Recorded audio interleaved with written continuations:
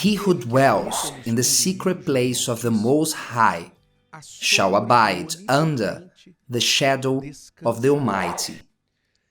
To be under someone's shadow, naturally, we need to be very close to them. Again, in this part of Psalm 91, we understand the idea of closeness, to be together in communion, because God offers protection for those who have communion with Him. How can we approach God? Is it possible to be far from God once He is everywhere? God says that He is Almighty.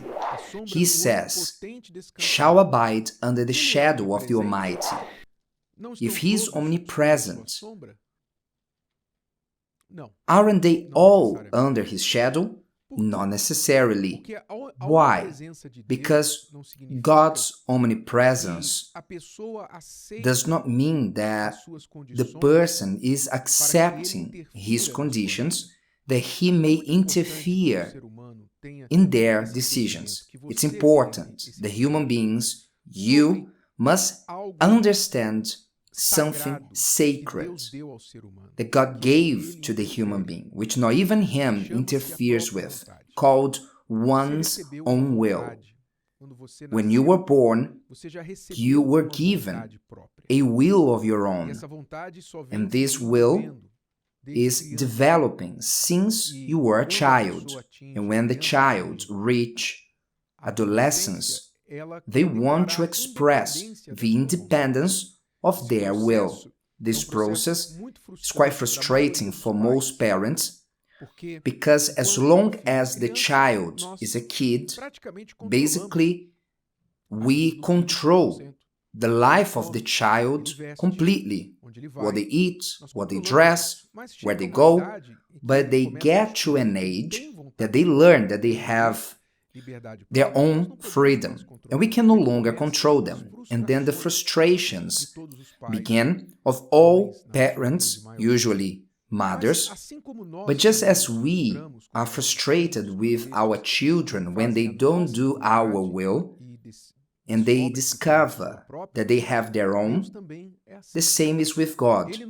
He created us as beings with our own will, and He respects this will. So He does not impose Himself on anyone. And many people fall for that famous question: if God is good and power, if He is a God who is omnipresent, omniscient, and if He's good, why does He allow evil in the world? Why does He allow suffering, innocent people to suffer? Well, it seems like an intelligent question, but it isn't when you understand that it is incompatible with having the freedom to do what you want and at the same time having a God who will protect you from that freedom. Either He gives you freedom or He interferes in your life. Because people typically do not want God's interference, they go on with their freedom, and in their freedom, they do things that causes them problems and to others too. God only interferes in human life when He is invited to do so. Did you understand? Did you hear well? I will repeat. God only interferes in human life when He is invited to do so. So, if you want to be under the shadow of the Almighty, you must make yourself close to God by deciding to surrender your will to Him and be close to God so that He has access to your life, that He may interfere in your life, allowing Him not only in moments of danger, in moments that you need help, but at all times. So shall abide under the shadow of the Almighty. How many would love to have this abode. Nowadays, the great pharmaceutical laboratories are becoming poor rich, making so much money. Do you know with what? Sleeping pills, tablets to calm anxiety, to keep the person calm, to slow the person down. They are making loads of money because the human beings becoming more and more anxious and restless. They lay their head on their pillow and they can't sleep. And they learn, if I take this pill, I will black out in 5 minutes. Max 10 minutes, I will black out in deep sleep. So the person takes a little medicine today, they have a wonderful night, and guess what they will do on the next night? The same. But they create a dependence, and at the same time, they stop working with the same dose. The person needs to increase the dose. And you know where this will end. This creates a dependence. And other side effects happen too. So nowadays people don't rest. They don't have inner peace. They can't sleep well. They don't have calmness within them. They live anxious, restless. Why? Because they are outside the shelter of the Most High. They are outside the shadow of the Almighty. When you are close to God, you rest. There may be a war around you, but you are at peace. Because people can take away everything you have on the outside. But no one can take away what you have inside you, unless you allow it. But you have control on what you think, what you believe in, you decide.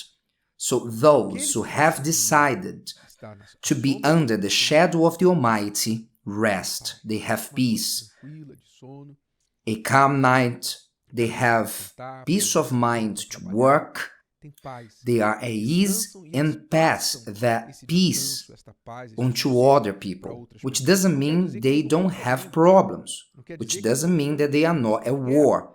They are, but inside they are at peace. This is the promise of God to those who dwell in His shelter. And the psalm goes on, I will say of the Lord, He is my refuge and my fortress, my God. In Him I will trust. Note that on these two first verses of Psalm 91, the psalmist gives 4 attributes, 4 names to God. First, he calls Him Most High. There's no one higher than Him. There's nothing above God. There are no stars, planets, sky, darkness.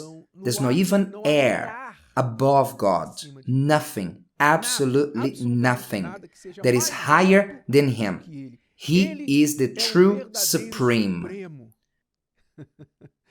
the supreme heavenly court.